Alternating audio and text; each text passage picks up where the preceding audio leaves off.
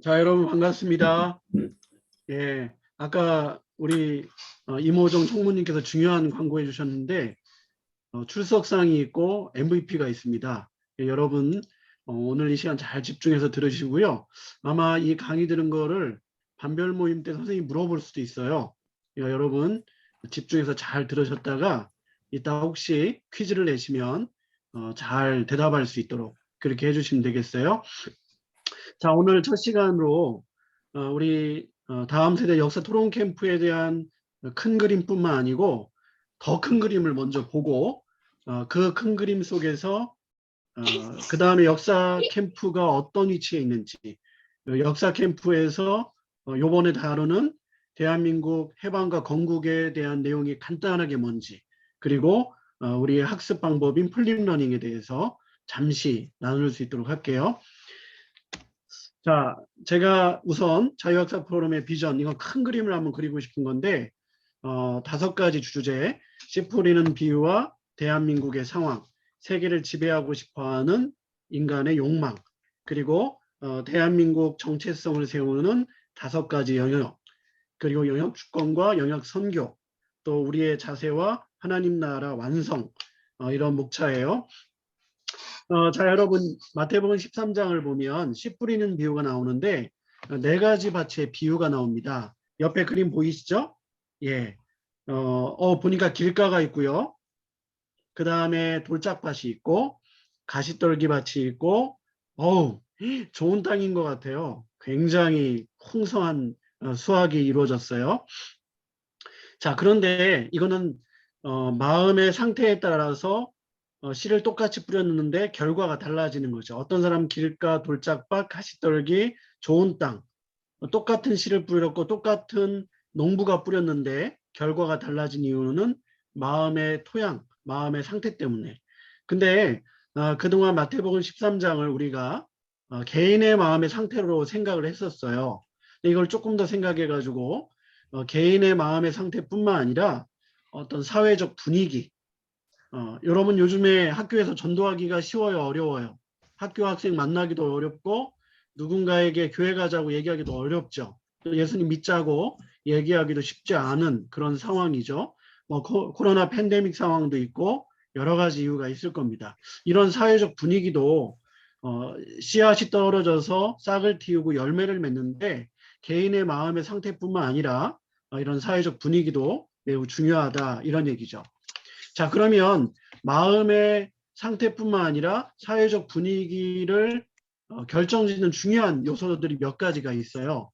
그 중에 하나가 정치 체제예요. 자, 여러분, 우리 대한민국이 자유민주주의 국가인데 유발 하라리라고 유명한 학자가 호모데우스의 저자죠. 코로나 팬데믹이 시작될 때 뭐라고 얘기했냐면 코로나 팬데믹으로 인해서 세계 각 나라가 전체주의적인 경향을 나타낼 것이다. 이렇게 이야기했어요. 전체주의적 경향이라고 하는 것은 쉽게 얘기해서 독재할 수 있는 가능성이 높아진다.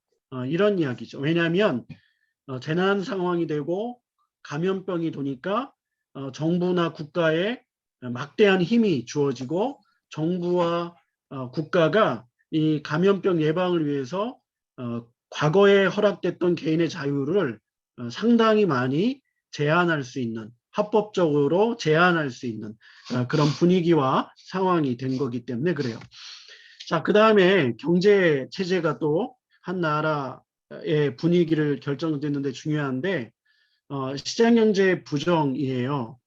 그동안 서구 사회와 대한민국을 부유하게 만들어주었던 게 시장경제, 자본주의 체제인데 여러분 우리가 개인의 자유, 정치적으로 자유롭게 투표하고 대통령도 뽑고 이렇게 우리의 주권을 행사할 수 있는 정치적인 개인의 자유는 경제적 자유가 보장되지 않으면 어렵습니다. 내가 의식주 문제가 해결되지 않았는데 내가 소신껏 마음껏 투표할 수는 없죠. 근데 이 자유시장 경제와 반대되는 것이 사회주의 혹은 공산주의인데 이것은 쉽게 얘기해서 국가가 개인의 삶을 모두 책임지려고 하는 제도예요. 여러분 국가가 다 책임져 주면 좋겠어요? 어때요? 여러분의 삶을 처음부터 다 책임져줘. 이게 굉장히 좋은 것 같은데 사실은 굉장히 좋지 않은 면이 많아요. 그런 얘기들은 다음에 또 우리가 할 수 있도록 하고요. 자, 그 다음에 우리 대한민국 역사가 많이 왜곡돼 있어요. 특별히 조선시대까지와 대한민국은 전혀 다른 체제예요. 조선까지는 왕이 나라의 주인이었다면 우리 대한민국부터는 대한민국, 민국이죠. 민국. 백성의 나라. 그래서 여러분 한 사람 한 사람이 주권자예요. 요번에 19세부터 투표할 수 있죠. 제 둘째 아들이 19세인데 요번에 처음으로 대통령 선거 투표를 해요. 그래가지고 정치에 얼마나 관심이 많은지 몰라요. 자, 이런 나라인데 어떤 사람들은 이렇게 생각하는 사람들이 있어요. 우리 대한민국은 태어나지 말았어야 했던 나라다. 여러분 어떻게 생각하세요? 또 어떤 사람은 저기 북한의 공산주의 체제하고 남한의 민주주의 체제를 합해가지고 이걸 좌우합작이라고 하는데 우리나라가 분단되지 않고 서로 그냥 적당하게 공산주의와 민주주의를 합해가지고 통일된 한반도를 만들어야 되는데 우리가 자유민주주의를 고집하는 바람에 북한과 남한이 분단되었다. 이렇게 생각하는 사람들도 있어요. 그래가지고 우리 체제에 대해서, 우리 대한민국에 대해서 뭔가 잘못된 역사를 갖고 있는 것처럼 부정적으로 생각하는 사람이 있죠. 그 다음에 우리 한국 사회 분위기를 보니까 여러분 저기 맨 첫 번째 그림은 게이바예요. 뭐 동성애 그리고 이혼율 증가. 아래 또 웬 친구가 저렇게 구석에 힘들게 앉아 있네요. 자살률이 증가하고 있고요. 그리고 온통 머리에 술 생각밖에 없네요. 알코올 중독자 같아요. 우리나라 1인당 알코올 소비량이 1등이에요. 우와, 저 정도 돈이 있으면 여러분 괜찮겠죠? 예, 우리나라 사람들이 돈을 제일 좋아한대요, 세계에서. 예, 돈이 있으면 편안하죠. 여러 가지 좋은 점이 많지만 돈이 인생의 목적이고 돈만 있으면 뭐든지 할 수 있다고 생각하고 그래서 오직 돈 버는 게 인생의 목표인 사람들도 많이 있어요. 뿐만 아니라 내가 성공하고 출세하기 위해서 다른 사람 막 짓밟고 과도하게 경쟁하는 그런 사람들도 있고요. 또 서로 비교하면서 야 누가 연봉이 많지 누가 돈을 많이 벌었지 누가 높이 올라갔지 서로 비교하면서 행복하지 않은 그래서 우리 한국 사람들은 경제적으로는 10위권에 들어가 있는 아주 부유한 나라인데 행복 지수가 세계 최하위권에 속하는 나라가 우리 대한민국이에요. 여러분 행복하세요? 예. 안 행복해요? 예. 우리는 여기 예수님 믿는 친구들은 행복한 친구가 많겠지만 어릴 때는 행복하다고 생각했는데 점점 학년이 올라가면서 행복하지 않아. 사는 게 너무 힘들어. 의미가 없어. 목표가 없어. 이렇게 힘들어하는 친구들이 점점 많아지고요. 그래서 우리 청소년들 중에 자살하는 자살률 1등 중에 하나가 학업에 대한 스트레스 때문에 목숨을 끊기도 한다고 해요. 자, 이런 사회적 분위기가 있고요. 자, 우리 한국교회는 어떨까요? 코로나 팬데믹이 장기화되면서 모든 교단이 교인 수가 줄고 있어요. 교회를 떠나고요. 혼자 믿고 교회를 또 예수님을 안 믿는 사람들도 많아지고 또 오른쪽에 위에 있는 표는 어른들뿐만 아니라 어린이, 청소년, 청년들이 줄고 있다는 뜻이에요. 뿐만 아니라 그러면 우리 그리스도인들이 세상의 빛과 소금의 역할을 잘 하고 있을까요? 여러분 어떻게 생각하세요? 저는 지금 생각할 때 옆에 보니까 어떤 그림 같아요? 골든타임이에요. 저 골든타임을 놓치면 저 환자는 큰일 날 것 같아요. 어쩌면 지금 한국교회는 골든타임에 와 있고요. 우리 작년이 복음화율이 21%인데 청년들은요 2.2%예요. 청소년은 3.8%, 어린이는 한 5, 6% 정도. 그러니까 예수님을 믿는 어른들은 많은데 청년들은 거의 없고요. 청소년들도 많이 없고 어린이들도 많이 없어요. 나중에 그러면 5년 후, 10년 후 되면 어떻게 될까요? 와, 교회에 나중에는 할아버지, 할머니밖에 안 계실 수도 있어요. 지금 유럽에 있는 교회들이 몇 교회만 빼놓고는요. 예배당, 큰 예배당을 갖고 있는데 거의 노인들만 예배드리는 교회들이 정말 많다고 그래요. 우리 한국 교회도 그렇게 될 수 있는 가능성이 점점 높아지고 있어요. 그러니까 지금이 골든 타임이다 이런 생각이 들어요. 자, 이번에는 이제 우리가 사회적 분위기를 지배하는 그런 몇 가지 요소를 생각해봤고, 그러면 사람들에게는 기본적으로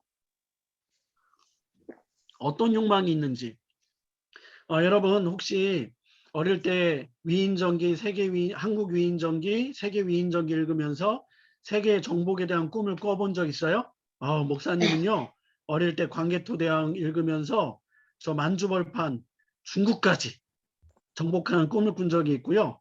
또 징기스칸, 알렉산더 대왕 이런 전기를 읽으면서 세계를 정복하는 그런 꿈을 꿔본 적도 있어요. 자, 그런데 세계를 지배하고 싶어 하는 것이 인간의 욕망인 것 같아요. 그래서 첫 번째 그림이 크세스인데 우리 성경에 보면 고레스 왕이라는 왕이에요. 페르시아 제국을 만들었고요.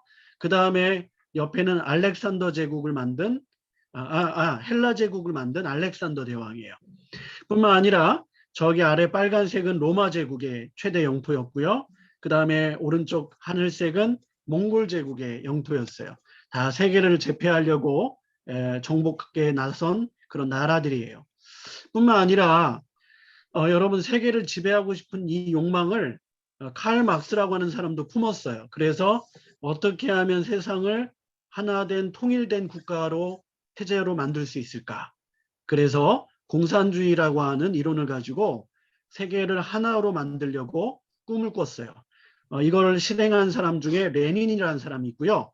또 그 바통을 이어받아서 스탈린이 소련을 공산화시키고 세계의 3분의 1 이상 많은 나라들을 공산화시켜 가지고 여러분 공산주의 국가의 특징은요. 독재 전체주의예요. 그래서 다 소련의 명령에 따라서 지시에 따라서 세계가 움직이는 그런 체제가 됐던 적이 있었어요. 그 다음에 또 옆에 히틀러, 여러분 유명하죠?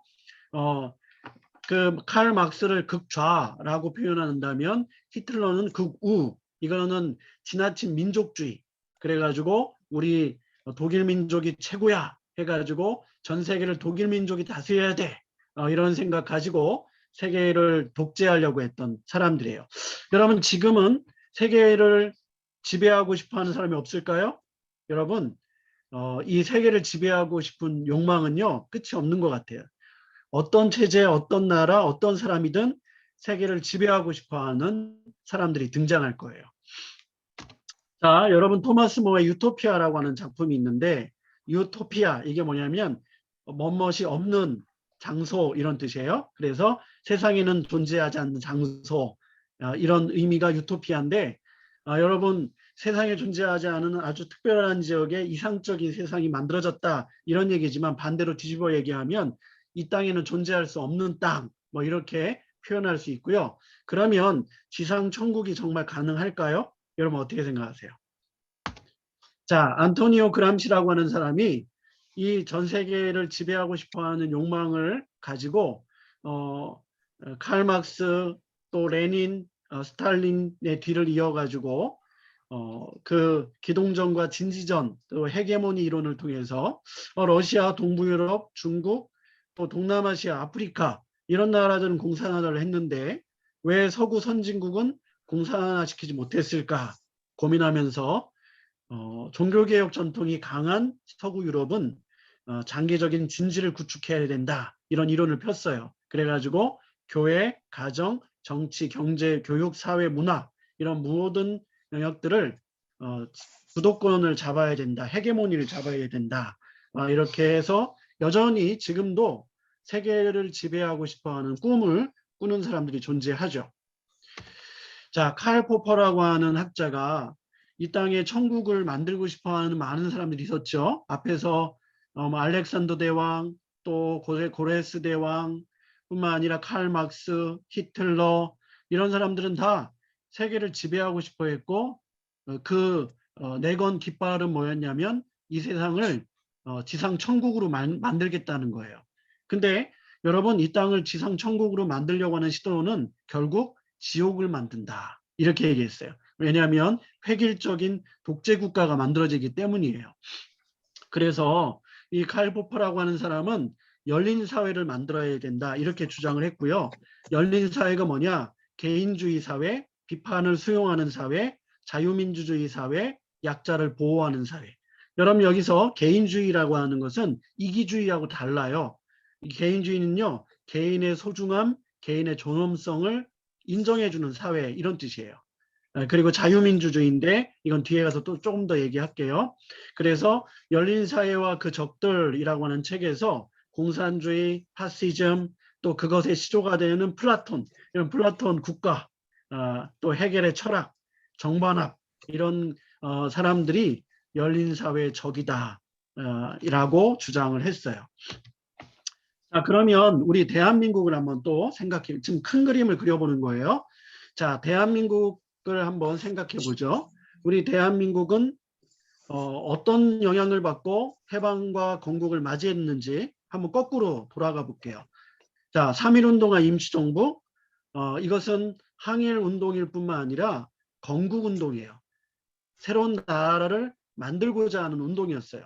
그러면 우리 대한민국이 해방되고 건국되는 과정에서 어느 나라를 가장 많이 모방했을까요? 미국식 민주주의를 받아들입니다. 이거를 다른 말로 바꾸면 자유민주주의 체제 이렇게 불러요. 그러면 미국식 민주주의, 미국의 민주주의는 어떤 영향을 받았을까요? 영국의 명예혁명, 미국의 시민혁명을 통해서 소위 말하는 영미보수주의, 우리 기독교 보수주의라고 할 수 있는 이런 영향을 받아요.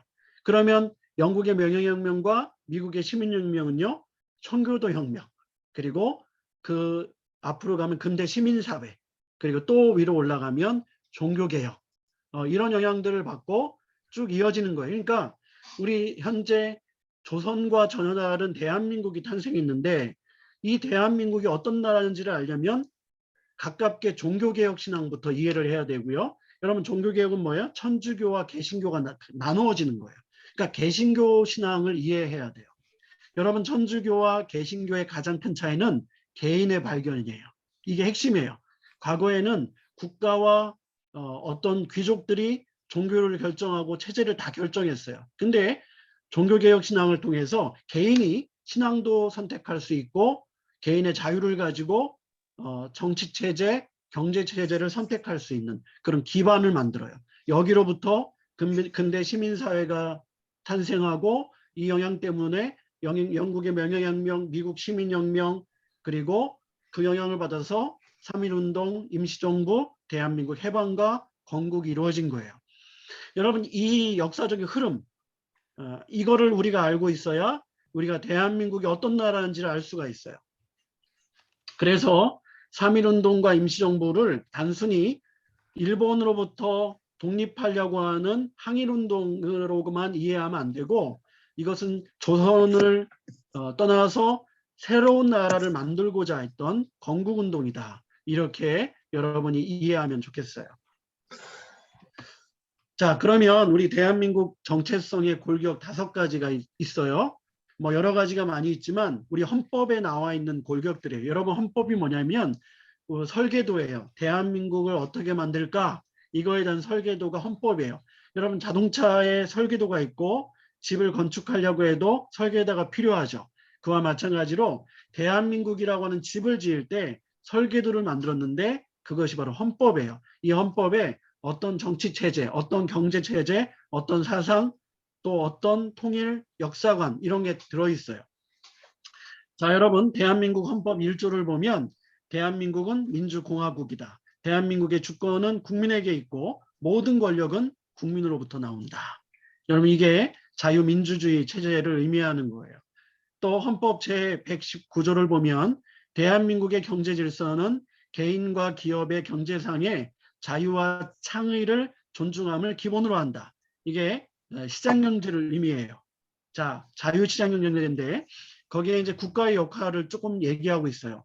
국가는 균형 있는 국민 경제의 성장 및 안정과 적정한 소득의 분배를 유지하고 시장의 지배와 경제력의 남용을 방지하며 경제 주체 간의 조화를 통한 경제 민주화를 위하여 경제에 관한 규제와 조정을 할 수 있다. 이거는 뭐냐면 시장 경제가 펼쳐지는데 시장이 만능은 아니거든요. 모든 제도는 한계가 있고 조금 부족한 부분이 있어요. 그래서 가능하면 시장이 작동될 수 있도록 내버려 두되 공정한 경쟁이 이루어질 수 있도록 심판자 역할을 할 필요도 있고, 때로는 경쟁에서 탈락한 사람들을, 사회적 약자를 보호해주는 역할도 해야 되고, 또 어떤 경제 주체가 하기 어려운 뭐 도로를 만든다든지 항구를 만든다든지 이런 거를 할 때 국가가 진행을 하고 세금으로 그걸 충당한다든지, 또 아니면 의무 교육을 실시해서 국민들이 공부할 수 있도록 만들어준다든지, 이런 것들은 최소한의 그런 것들은 국가가 하되 경제 주체가 자유롭게 개인과 기업이 경제활동을 할 수 있도록 허락해야 된다. 존중해야 된다. 이게 시장경제입니다. 자유시장경제죠. 자본주의라고 하는 거죠. 그 다음에 모든 국민은 인간으로서 존엄과 가치를 가지며 행복을 추구할 권리를 가진다. 국가는 개인이 가지는 불가침의 기본적 인권을 확인하고 이를 보장할 의무를 진다. 헌법 제10조인데 여러분 우리는 너무 당연하죠. 근데요 이게 조선시대까지는 이런 게 없었어요. 조선은요 누가 국가예요? 나라가 누구 거예요?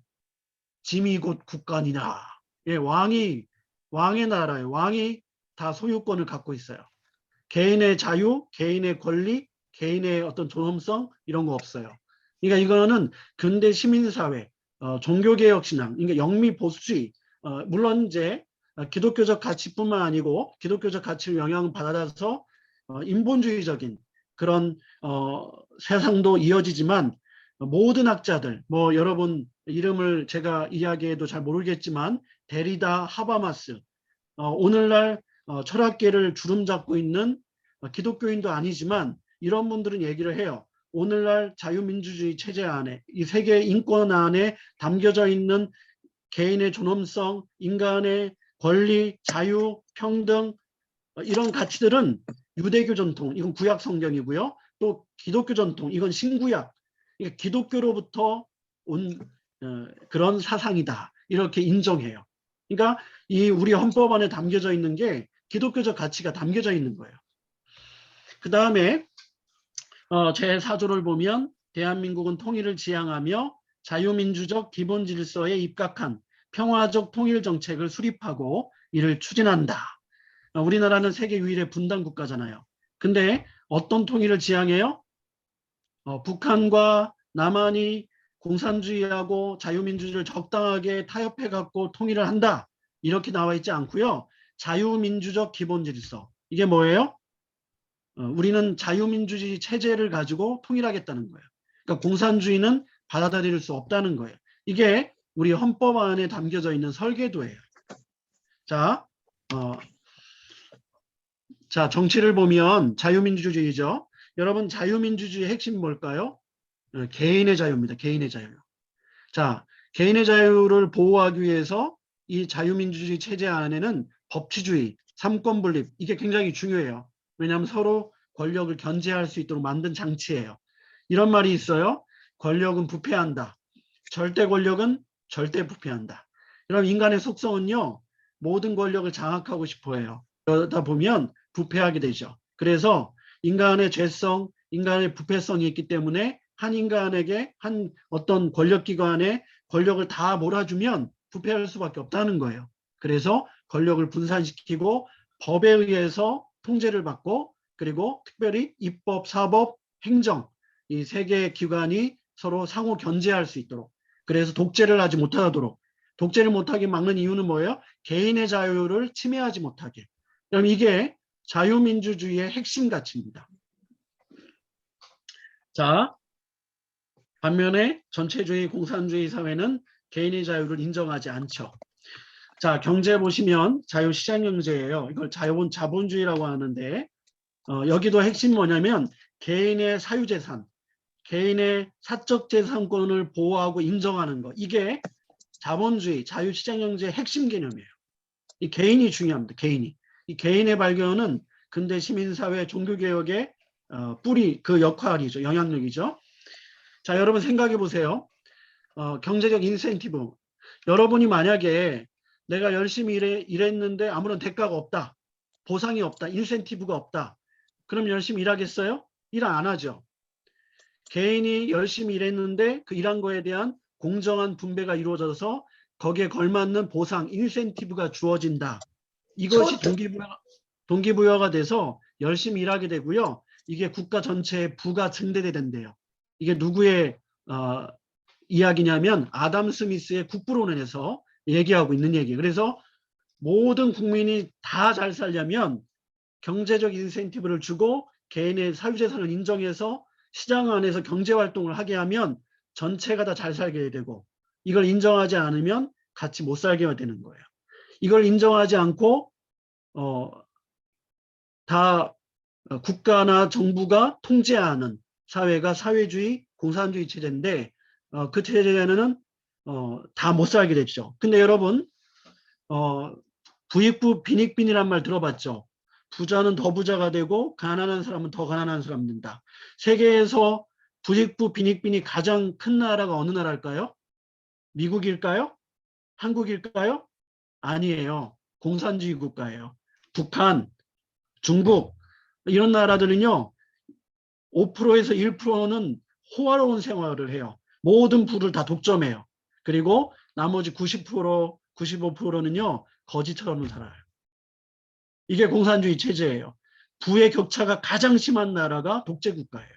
오히려 자본주의 국가, 우리나라가 지니계수라고 하는데 지니계수, 이 부의 차이가 사실은 우리나라는 굉장히 건전한 편이에요. 그래서 소수의 5%의 부자와 나머지 사람과의 격차가 세계적으로 볼 때 별로 크지 않은 나라가 대한민국이에요. 그러니까 그러면 대한민국은 굉장히 부가 불평등이 별로 심하지 않은 나라예요. 오히려 부의 불평등이 가장 심한 나라가 어디예요? 평등을 주장하고 있는 중국, 북한이에요. 여러분 우리가 이것을 잘 알아야 필요가 있어요. 여러분 경제적 자유가 없는 정치적 자유가 없어요. 내가 누군가에게 경제적으로 의존돼 있으면 정치적 자유를 잃어버려요.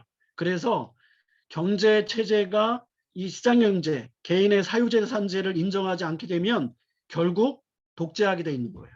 그래서 이 부분이 우리의 이기심이 아니에요.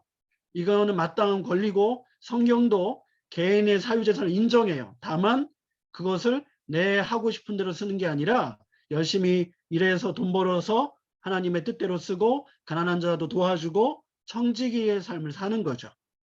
근데 이게 제한받고 이걸 잃어버리게 되면 우리는 정치적으로도 노예가 돼 있는 거죠. 자, 조금 어려운 얘기일 수 있는데 아마 여기 있는 어린이들을 또 학생들은 다 이해가 될 걸로 알고요. 우리 부모님들 당연히 마찬가지고요. 자, 그래서 우리가 영미보수주의 그러면 저 뭐야? 근데 사실은 그게 기독교 가치에서 나오는 것들이에요. 이게 이제 영국 명예혁명과 권리장전, 또 미국 시민혁명과 인권선언, 세계 인권선언 이런 것들이 자연법에 기초한 천부인권. 이러면 이게 뭐예요? 하늘로부터 주어진 인권이라는 거예요. 이게 어디서부터 나와요? 창세기 1장에 모든 사람이 하나님의 형상대로 지음받았다. 여러분 여기서 실제로 나온 거예요. 제가 그냥 목사이기 때문에 성경 갖다 얘기하는 게 아니고 실제로 처음에 권리장전 만들고 인권선언을 했던 사람들은요. 창세기 1장에 인간은 하나님의 형상대로 지음받은 존귀한 자다. 피부 색깔 관계없이 잘 살고 못 살고 관계없이 많이 배운 거 관계없이 모든 사람은 하나님 앞에 다 평등하다. 이게 기독교 사상이잖아요. 개인의 존엄성, 자유와 평등, 가정과 도덕의 소중함, 개인의 자유, 종교의 자유, 사유재산과 작은 정부. 작은 정부란 뜻은요. 개인의 자유를 최대한 보장을 해주고 꼭 필요한 부분만 정부가 간섭하는 거예요. 큰 정부는 모든 정부가 개인의 모든 삶을 다 책임지려고 하는 거.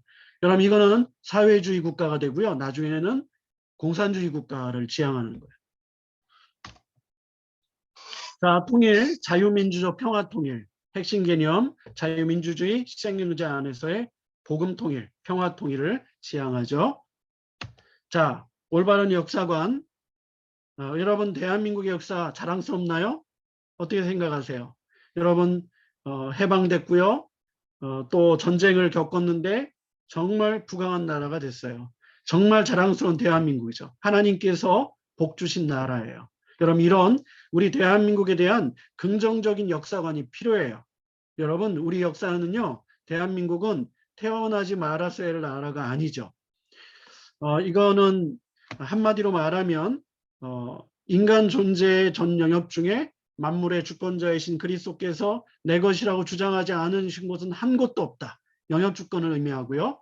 그래서 우리가 우리 정치, 경제, 사상, 통일, 역사 이런 모든 정체성을 구성하는 영역 속에 기독교적 가치관이 들어가야 되고 주님의 통치가 임할 수 있도록 우리가 노력해야 되겠다, 이런 얘기예요. 그 외에 이제 8가지 영역들이 있는데 한번 보시면 되고요. 자, 여러분, 복음의 수용성 높이기, 옥토화 작업인데 아까 제가 앞에서 말씀드렸죠. 4가지 밭이 있죠. 개인적인 마음 상태뿐만 아니라 사회적인 분위기가 자유롭게 복음을 전하고 선교하고 사람들이 기독교에 대해서 긍정적으로 받아들일 수 있는 사회적 분위기가 돼야 복음의 수용성이 높아지는 거예요. 막 기독교를 적대시하고 기독교를 해하려고 하고 우리가 자유롭게 예수님 믿을 수 없는 상황이 되면 이 복음의 수용성이 높아질 수가 없죠. 우리가 그래서 대한민국 정체성을 바르게 세울 필요가 있는 거예요. 자, 그래서 대한민국의 복음의 수용성을 높이고 한국교회와 다음 세대를 회복하고 한국교회의 선교 동력을 회복해야 돼요. 성경에 보면 마태복음 24장 14절에 이 천국 복음이 모든 민족에게 증언되기 위하여 온 세상에 전파되리니 그제야 끝이 오리라. 예수님 다시 오신다고 했어요. 언제요? 모든 민족 가운데 복음이 전파되면. 이런 모든 민족에게 복음이 전파되면 어떻게 해야 될까요? 독재국가, 공산주의 국가 되면 복음을 전할 수 있을까요? 없을까요? 못 전해요. 여러분, 중국이 우리 선교사님들이 많이 나갔었는데 지금은 시진핑이 독재를 강화하면서 다 쫓아냈어요. 자유롭게 예수님 믿을 수가 없어요. 여러분, 전 세계가 자유민주주의 체제가 돼야 복음을 자유롭게 전할 수 있어요. 시장경제 체제가 돼야 복음을 자유롭게 전할 수 있어요. 그게 왜 그래요? 개인의 자유, 개인의 발견으로부터 출발했기 때문에 그래요. 그래서 여러분, 세계를 민주화한다. 이것도 굉장히 중요한 가치예요. 여러분, 세계가 민주화되면 여기서 민주화라고 하는 것은 자유민주주의 체제가 되는 거예요. 그럼 우리가 자유롭게 복음 전할 수 있어요. 모든 사람이 예수 믿을 때 예수님 오시는 게 아니고 전 세계 복음이 전파되면 예수님 오시는 거예요. 그러면 자유롭게 복음을 전할 수 있는 환경이 돼야 돼요. 그리고 기독교에 대해서 긍정적으로 받아들일 수 있는 환경과 분위기가 매우 중요한 거예요. 자, 그래서 우리가 악하고 음란한 세대가 표적을 구하나 요나의 표적밖에 보여줄 표적이 없다. 악하고 음란한 세대, 표적을 구하는 세대, 믿기를 거부하는 세대, 복음의 수용성이 매우 낮은 세대, 복음에 대한 사회적 분위기가 좋지 않은 세대예요. 한국이 지금 그럴 수 있어요. 요나의 표적밖에 보여줄 표적이 없대요. 이게 무슨 얘기일까요? 요나의 표적은요, 예수님께서 십자가에 죽고 부활하신 것을 상징하는 거예요. 요나가 고기 뱃속에 들어가서 사흘 동안 있다가 나오지 않아요. 그것이 예수님의 죽음을 상징하는데, 여러분, 우리가 어떻게 복음을 거부하는 세대 속에 나아갈 수 있을까요? 우리 대한민국 정체성을 바로 세워야 되고요. 그리고 우리는 더 희생과 섬김, 사랑과 부활의 능력으로 세상을 섬겨야 됩니다. 그럴 때 하나님 나라가 완성되게 될 겁니다. 자, 첫 번째 강의는 이렇게 마치고요. 기록 중지 잠깐 했다가 또 그 다음 강의는 한 5분 정도 또 다음 강의 이어지겠습니다. 오요셉 선생님,